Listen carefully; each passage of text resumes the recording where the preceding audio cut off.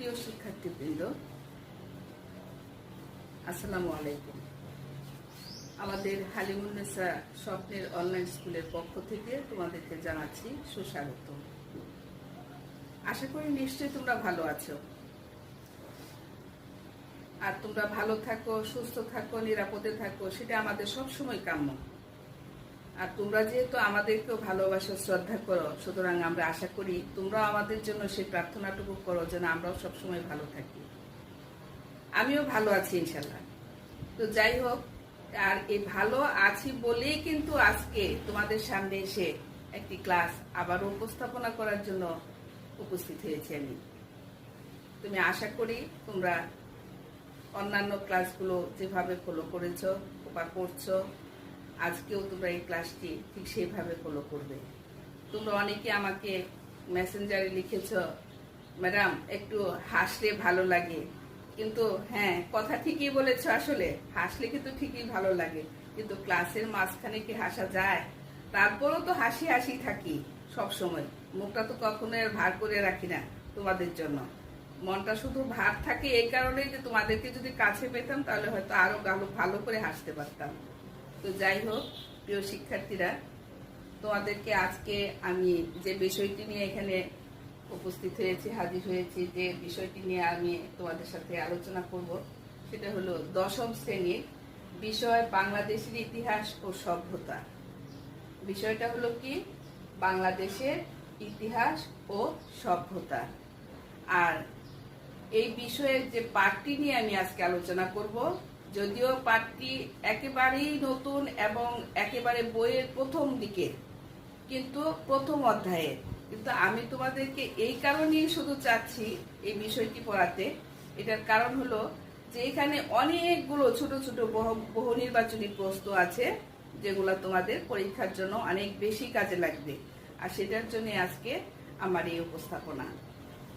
প্রিয় শিক্ষার্থীবৃন্দ, তোমাদেরকে আমি বলেছিলাম যে যখন যে ক্লাসটা হবে সেই ক্লাসটার বইটা সামনে রাখবে, খাতা কলম সাথে নিয়ে বসবে। তার কারণ হলো খাতা কলম নিয়ে কি লিখবে, আমি অনেকগুলো কথা বলি যেগুলো বইয়ের বাইরে থাকে, আবার অনেকগুলো কি করি কথা বলি যেটা তোমাদের বইয়ের মধ্যে আছে। বইয়ের মধ্যে যেটা আছে সেটাকে আমি বলি তোমাদেরকে কি করার জন্য, আন্ডারলাইন করার জন্য। আর যেটা বইয়ের বাইরে থাকে সেটা আমি কি বলি, তোমাদেরকে খাতায় নোট রাখার জন্য। কারণ যখন তোমরা পরীক্ষা দিতে যাবে তখন কিন্তু তোমাদের পুরো বই পড়া সম্ভব না, কোনোভাবেই সম্ভব না। পরীক্ষার আগের রাতে তো বেশি জাগা যাবে না, কারণ হলো সময় মতো ঘুমাতে হবে, মাথাটাকে ঠান্ডা রাখতে হবে। আর সেই জন্য তোমরা কি করবে, তখন এই যে ম্যাডাম স্যারেরা যে লেকচার দিত, সেই লেকচারের কিছু কিছু অংশ, গুরুত্বপূর্ণ কথাগুলো যে খাতায় নোটটা করতে, সেই খাতাটা যদি একবার চোখ খোলা, অবশ্যই তোমরা ভালো ফলাফল করবে। বিশেষ করে নৈর্ব্যক্তিকে অনেক ভালো করবে তোমরা। তো প্রিয় শিক্ষার্থীবৃন্দ, আমরা আজকে যে বিষয়টি আলোচনা করব সেই বিষয়টি নিয়ে আমি এখন কথা বলি, সেটা হলো ইতিহাস পরিচিতি। ইতিহাস কি, এটা আমাদেরকে জানতে হবে।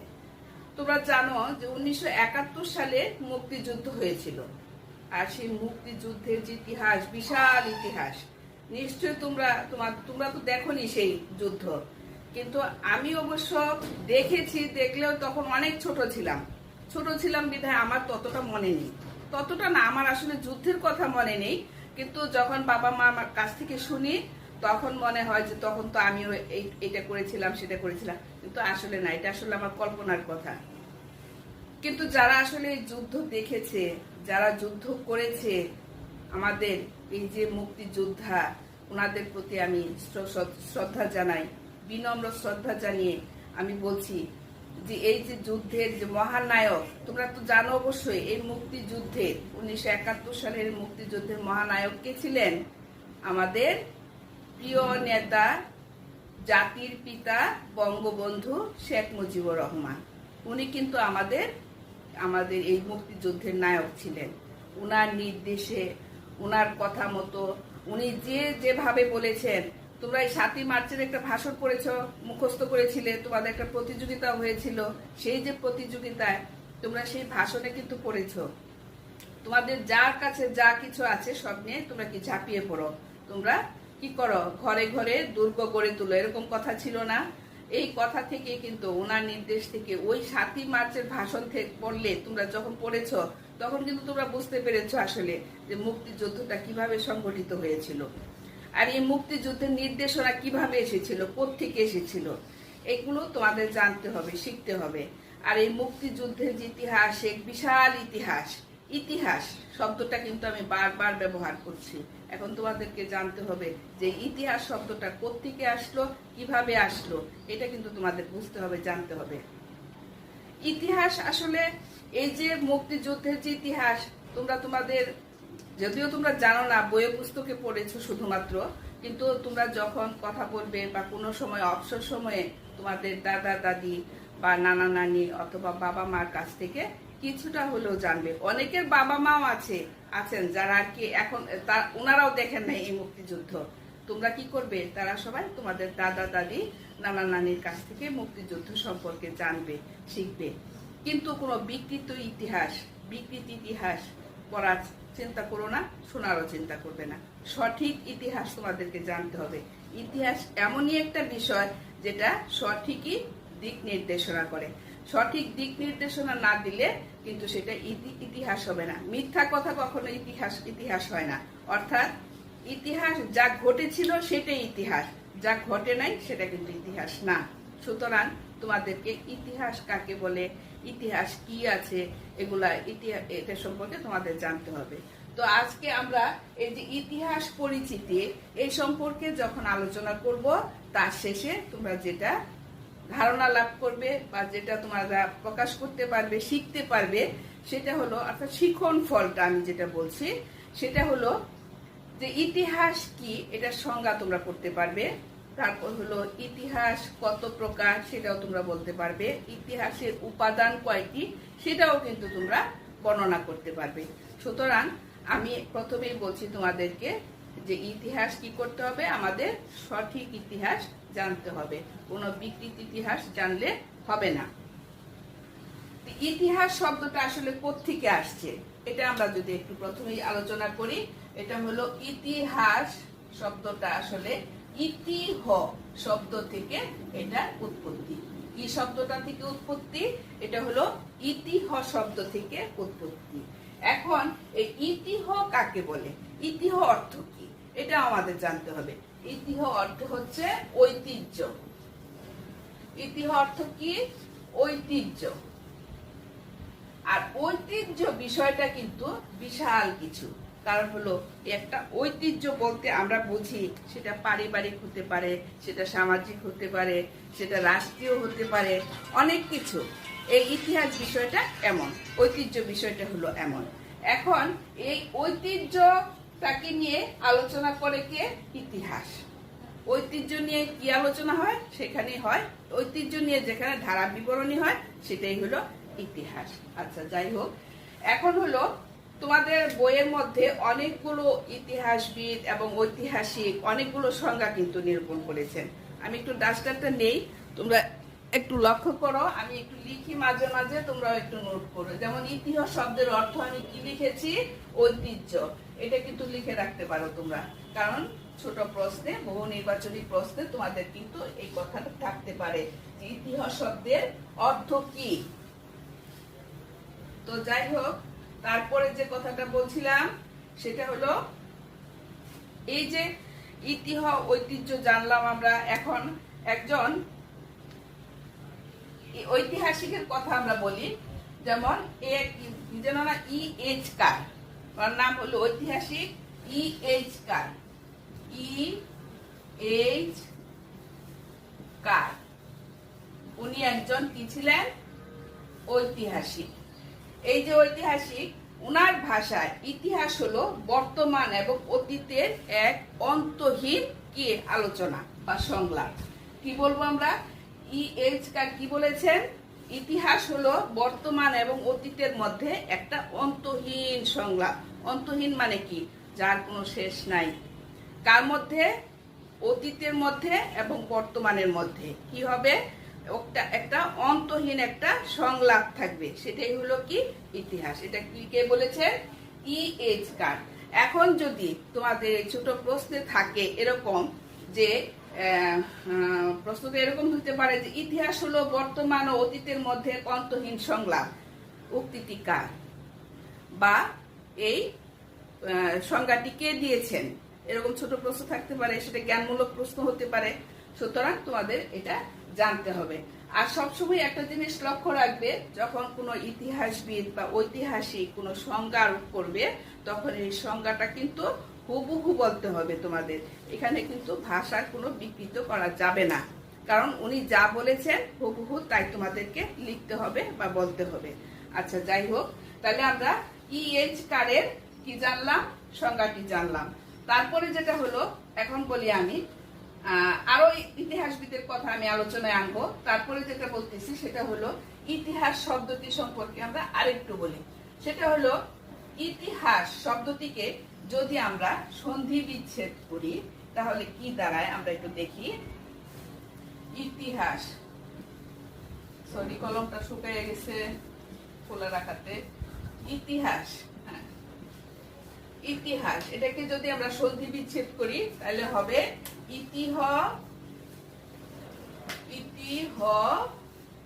যোগ আস। তাহলে কি হলো, এটা হলো ইতিহাস।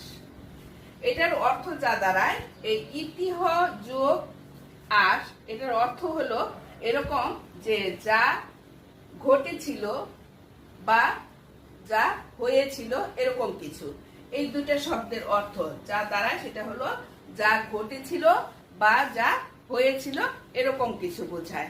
সেটাই হলো কি ইতিহ যোগ আস। তাহলে ইতিহাস শব্দটা কিভাবে আসলো সেটা আমরা জানলাম। এখন আরেকটু জানি ইতিহাসের ইংরেজি শব্দ কি। ইতিহাসের ইংরেজি শব্দ হলো হিস্টোরি। ইতিহাসের ইংরেজি কি? হিস্টোরি। আমি লিখতেছি, এটা হলো ইতিহাসের ইংরেজি শব্দ হলো হিস্টোরি। হিস্টোরি, এই যে হিস্টোরি শব্দটা, এই হিস্টোরি শব্দটা কোত্থেকে আসলো? হিস্টোরি শব্দটা একটা গ্রিক শব্দ, হিস্টেরিয়া। হিস্টোরিয়া কোন সব কি শব্দ? হিস্টোরিয়া। হিস্টোরিয়া, এটা থেকে হলো এই হিস্টোরি শব্দের উৎপত্তি। কার উৎপত্তি? হিস্টোরিয়া থেকে হিস্টোরি শব্দের উৎপত্তি। এটা কোন দেশি শব্দ? গ্রিক শব্দ। তাহলে আমরা কি বলবো? গ্রিক দেশীয় শব্দ, গ্রিক ভাষায় কি বলে? হিস্টোরিয়া। আর ওটাকে ইংরেজির প্রতিশব্দ কি আছে? হিস্টোরি।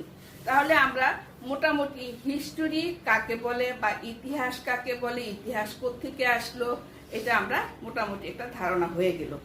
প্রিয় শিক্ষার্থীবৃন্দ, আমি এখন বলবো আরেকজন ইতিহাসবিদের কথা, ঐতিহাসিকের কথা। তিনি হলেন ডক্টর জনসন। শুনেছ কখনো নাম? মনে পড়ে? মনে পড়ে না, আমি জানি। কারণ হলো যে বইয়ের সাথে যোগাযোগ একটু কম, বাড়িতে শুধু বসে বসে খাই না, তা হবে না, খেলে হবে না, শুধু পড়াশোনা চালিয়ে যেতে হবে। কার নাম বললাম? Doctor Johnson. Doctor Johnson.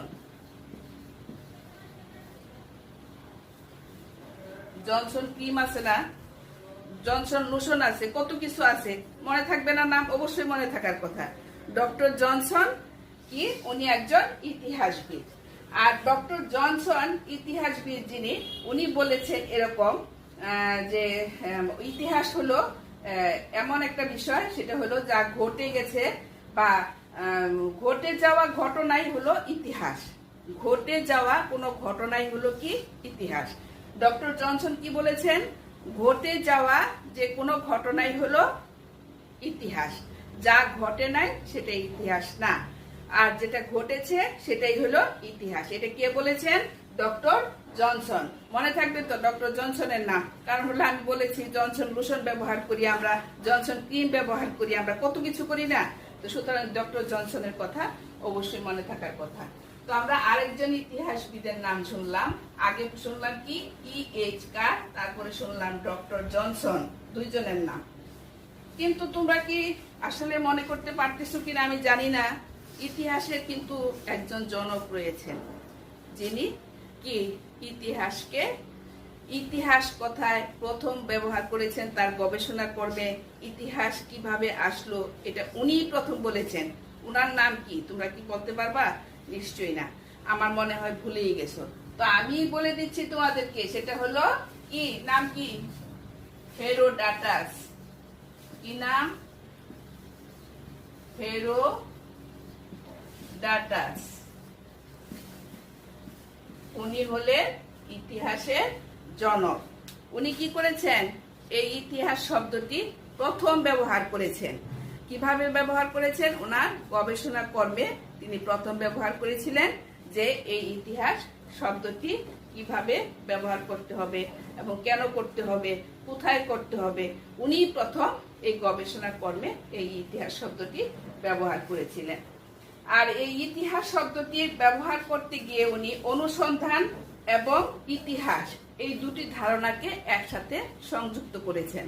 কি করেছেন? একসাথে সংযুক্ত করেছেন। কে করেছিলেন? হেরোডাটাস। ওনার নাম হলো হেরোডাটাস, ঐতিহাসিক হেরোডাটাস উনি।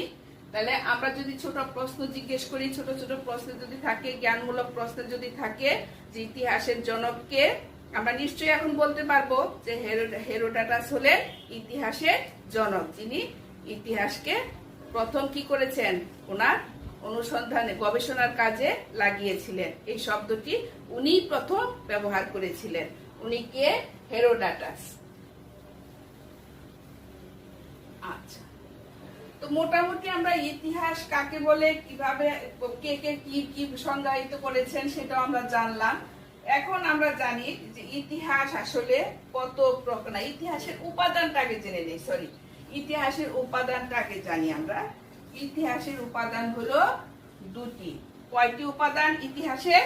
ইতিহাসের উপাদান হলো দুইটি। আমি একটু লিখি। ইতিহাসের উপাদান হলো দুইটি। এটা একটু লিখে রাখো, পয়েন্ট আউট করতে হবে এটা। ইতিহাসের উপাদান কয়টি? 4টি, 5টি, 6টি, 7টি এরকম দেওয়া থাকে বহু নির্বাচনী প্রশ্নে। সুতরাং তোমাদের এটা জানতে হবে যে ইতিহাসের উপাদান আসলে হলো দুইটি মাত্র উপাদান। কি কি উপাদান? একটা হলো লিখিত উপাদান আর একটা হলো অলিখিত উপাদান। একটা কি? প্রথমটা হলো লিখিত উপাদান। ইতিহাসের প্রথম যে উপাদান সেটা হলো লিখিত উপাদান। 2 নাম্বার হলো কি? অলিখিত উপাদান। আরেকটা হলো অলিখিত উপাদান। তাহলে আমরা জানলাম যে ইতিহাসের উপাদান কয়টি? দুইটি। একটা হলো কি? লিখিত উপাদান আর একটা হলো অলিখিত উপাদান। এখন এই যে লিখিত উপাদান, এই লিখিত উপাদান কোনগুলো আর অলিখিত উপাদান কোনগুলো সেটা আমাদেরকে একটু জানতে হবে। লিখিত উপাদানের মধ্যে তোমার অনেক কিছু আছে, যেমন হলো তোমার সাহিত্য থাকতে পারে সেটাতে, তারপর তোমার থাকতে পারে হলো বৈদেশিক বিবরণ, দলিলপত্র, অর্থশাস্ত্র, আইনে আকবরী ইত্যাদি। এখন যদি তোমাদেরকে আমি কি কি বললাম এখানে লিখিত উপাদানে? একটা কি বলেছি একটু বলি, সাহিত্য। প্রথমটা কি বললাম? সাহিত্য। তারপরে হলো অর্থশাস্ত্র, তারপরে আর কি বলেছি? আর কি বললাম? দলিলপত্র।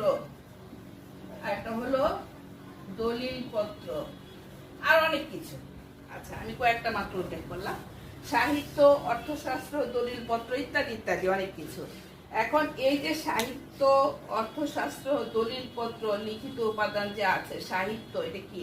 তোমরা তো অনেক সাহিত্য পড়েছো, কিন্তু একটা সাহিত্যের সাথে আরেকটা সাহিত্যের অবশ্যই রিলেটেড। তার কারণ হলো অতীত ইতিহাস থেকে আমাদের কি হয়ে আসছে, যেগুলো আস্তে আস্তে আস্তে আস্তে অতীত থেকে বর্তমানে আসে, সেটাই হলো ইতিহাস। এটা কে বলেছিলেন বলতে পারবে কি? মনে আছে তোমাদের? নিশ্চয়ই। যদি মনে না থাকে অবশ্যই তোমরা বইটা একবার দেখবে। আরেকটা হলো, আমি কিন্তু তোমাদেরকে বিবরণ দিয়েছি একটু আগে। এইচ কার কি বলেছিলেন?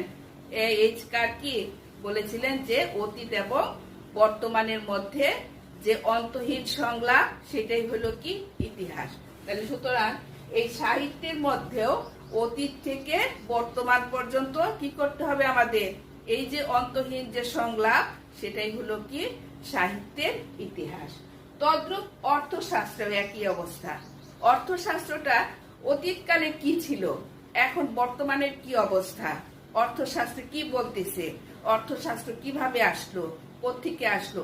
কোনো এক সময় ছিল কি বিনিময় প্রথা, কোনো এক সময় কি ছিল বিনিময় প্রথাটা কি তোমরা তো নিশ্চয়ই পড়েছো অর্থনীতিতে। তারপর আমি আবার একটু বলি, সেটা হলো যে বিনিময় প্রথাটা এরকম ছিল যে আমার আছে চাল, তোমার আছে ডাল, অথবা আমার আছে আলু, তোমার আছে বেগুন, এরকম যদি হয় তখন কোনো মুদ্রা ছিল না। আর তখন কি করতে হতো, সেই যে আমার চাল তোমাকে আমি দেব, তোমার ডাল তুমি আমাকে দিবে, এই যে পরিবর্তন, একজনের হাত থেকে আরেকজনের জিনিস নিয়ে যাওয়া, রদবদল করাটা, এটাই হলো কি বিনিময় প্রথা। এক সময় ছিল এই বিনিময় প্রথা। আর সেই বিনিময় প্রথা কি, এটাও তো অর্থশাস্ত্রের ভিতরেই পড়ে। সুতরাং অর্থশাস্ত্রটাও সেই অতীত থেকে এই বর্তমান পর্যন্ত যেভাবে চলে আসছে সেটা লিপিবদ্ধ করা, এটা হলো লিখিতভাবে রাখাটাই হলো কি লিখিত উপাদান অর্থশাস্ত্রে। তারপরে হলো দলিল পত্র। আমার দাদা, আমার নানা, আমার চাচা, তোমার দাদা, তোমার নানা, তোমার চাচা এক সময় কি অনেক অনেক সম্পত্তির মালিক ছিল। অনেক সময় দেখা যায় যে অনেক জমিদাররা ছিল, সেই জমিদাররা কি করছে, তাদের নামে যে জমিগুলো ছিল বা তাদের নামে যে জমি ছিল, তাদের নামে যে সম্পদ ছিল, সেগুলো কি করছে আস্তে আস্তে একজনের পরে একজনের পরে এভাবে তারা কি উত্তরাধিকারী সূত্রে পেয়ে আসছে না। এই যে পেয়ে আসছে এই দলিল পত্র, এটাও তো একটা লিখিত কি উপাদান নয় কি? অবশ্যই এটাও হলো একটা লিখিত উপাদান। কিসে? ইতিহাসে। তো আমরা মোটামুটি লিখিত উপাদানটা কি সেটা মোটামুটি বুঝে গেলাম। এখন আমরা আছি অলিখিত উপাদান কি। ইতিহাসের অলিখিত উপাদান সম্পর্কে একটু বলবো আমরা। ক্লাস কি বেশি হয়ে যাচ্ছে? পড়া বেশি হয়ে গেল তো তোমাদেরকে কাছে নাই, তোমাদেরকে জিজ্ঞেস করে জানতেও পারবো না যে বেশি হয়ে যাচ্ছে ম্যাডাম। যাক, তারপরও আমি এত বেশি দিব না তোমাদেরকে, আমি শর্ট করে দিব। আমাদের গত ক্লাসে যে ভূগোল পড়াটা কিন্তু তোমাদের অনেক বেশি বড় হয়ে গেছিল আমার মনে আছে, তো আমি আজকে এত বড় করব না, ছোট করে দিচ্ছি তোমাদেরকে। অলিখিত ইতিহাস, অলিখিত ইতিহাস, ইতিহাস। অলিখিত ইতিহাসকে কিন্তু আরেকটা নাম বলা যায়, সেটা হলো কি প্রত্নতত্ত্ব ইতিহাস। কি বলা যায়? প্রত্নতত্ত্ব, প্রত্নতত্ত্ব ইতিহাস, প্রত্নতত্ত্ব ইতিহাস। উচ্চারণ করতে গিয়ে বারবার খালি হয়ে যায়। আচ্ছা শোনো, তারপরে হলো প্রিয় শিক্ষার্থীবৃন্দ, এখানে হলো অলিখিত ইতিহাসকে আমরা আরেকটা কি বলতে পারি? প্রত্নতত্ত্ব ইতিহাস। আর এই প্রত্নতত্ত্ব ইতিহাসে কি আছে সেটাও আমাদেরকে একটু জানতে হবে। সেটা হলো এই প্রত্নতত্ত্ব ইতিহাসে আছে কি যেন আছে, আমার তো ঠিক মনে পড়তেছে না এই মুহূর্তে। ওই বিভিন্ন সময়ে ধরো বিভিন্ন এলাকাতে অনেক সময় আমরা লক্ষ্য করেছি যে অমুক জায়গায় একটা মসজিদ বা গম্বুজ ছিল, এরকম ছিল, এই জায়গায় একটা মন্দির ছিল অনেক বড়, এরকম অনেক কিছু নিদর্শন পাওয়া গেছে। সেই নিদর্শনগুলো হচ্ছে কি এই অলিখিত ইতিহাস। এগুলো কোথাও লেখা নাই, আবার কোথাও কোথাও লেখা আছে, কিন্তু যদি যেখানে যেটা লেখা নাই অথচ আলোচনায় আসছে সেটাও কিন্তু একটা অলিখিত ইতিহাস। আর এই অলিখিত ইতিহাসগুলোকেও কিন্তু পরবর্তী সময়ে যাচাই বাছাই করা হয়, যেটা কি সত্যি না মিথ্যা। যদি মিথ্যা হয়ে থাকে তাহলে সেটা ইতিহাসের পর্যায়ে পড়বে না, আর যদি সত্য হয়ে থাকে তাহলে কি হবে, সেটা ইতিহাসের পর্যায়ে পড়বে। প্রিয় শিক্ষার্থীবৃন্দ, তোমরা দুটি উপাদানের নাম শুনলে, একটা হলো লিখিত উপাদান আর একটা হলো অলিখিত উপাদান। আমরা অলিখিত উপাদানকে আর একটা কি নামে আখ্যায়িত করলাম, সেটা হলো প্রত্নতত্ত্ব ইতিহাস। তো আমরা এখন মোটামুটি ইতিহাস উপাদানগুলো জানলাম। এখন আমরা পড়বো একটু জানবো, সেটা হলো যে ইতিহাস কত প্রকার, কত ধরনের ইতিহাস আছে।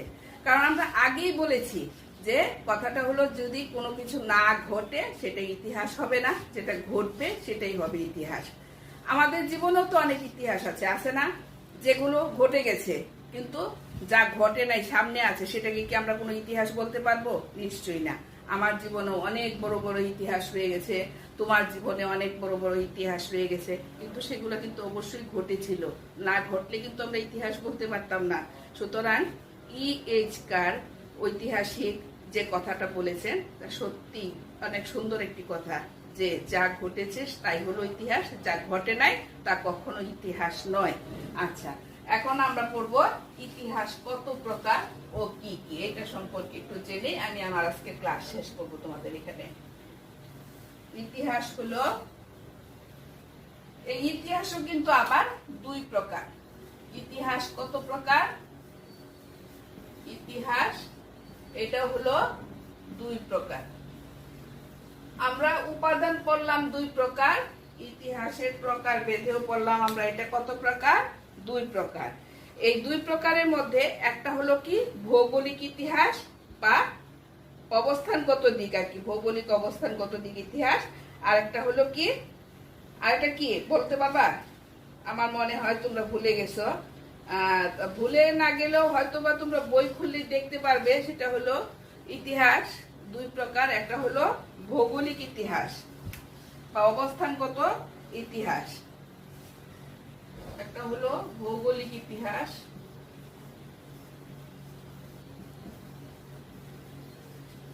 ভৌগোলিক ইতিহাস,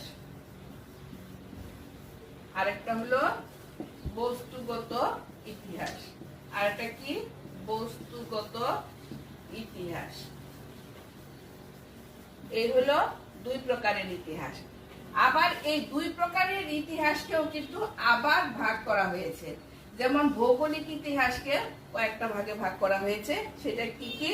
একটা হলো স্থানীয় বা আঞ্চলিক, জাতীয়, আন্তর্জাতিক ইত্যাদি। আবার বস্তুগত ইতিহাসকেও কয় ভাগে ভাগ করা হয়েছে? 5 ভাগে ভাগ করা হয়েছে। এটাকে কয় ভাগে ভাগ করা হয়েছে? ভৌগোলিক ইতিহাসকে 2 ভাগে ভাগ করা হয়েছে। আর এটাকে কয় ভাগে ভাগ করা হয়েছে? এটা হলো 5 ভাগে ভাগ করা হয়েছে। এটা হলো কি? একটা হলো স্থানীয় বা কি? স্থানীয় বা আরেকটা কি হইতে পারে? স্থানীয় অথবা আঞ্চলিক, সরি, একটা হইতে পারে স্থানীয় বা আঞ্চলিক, এটা হলো ভৌগোলিক ইতিহাস। আর বস্তুগত ইতিহাস কোনটা? ওটাকে ভাগ করা হয়েছে 5 ভাগে। একটা হলো অর্থনৈতিক, সামাজিক, জাতীয়, আন্তর্জাতিক ইত্যাদি। আচ্ছা, একটা হলো কি রাজনৈতিক, একটু লিখি 5টা ভাগ। রাজনৈতিক, একটা হলো অর্থনৈতিক, একটা হলো অর্থনৈতিক, সরি, অর্থনৈতিক, নৈতিক,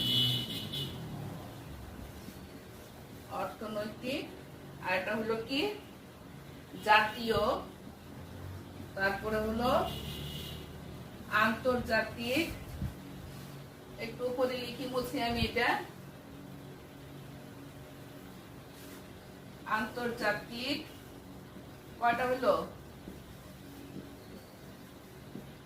আন্তর্জাতিক, আন্তর্জাতিক, রাজনৈতিক, অর্থনৈতিক, জাতীয়, আন্তর্জাতিক, 4টা। আর হলো সাম্প্রতিক, আর এটা কোনটা? সাম্প্রতিক, সাম্প্রতিক ইতিহাস।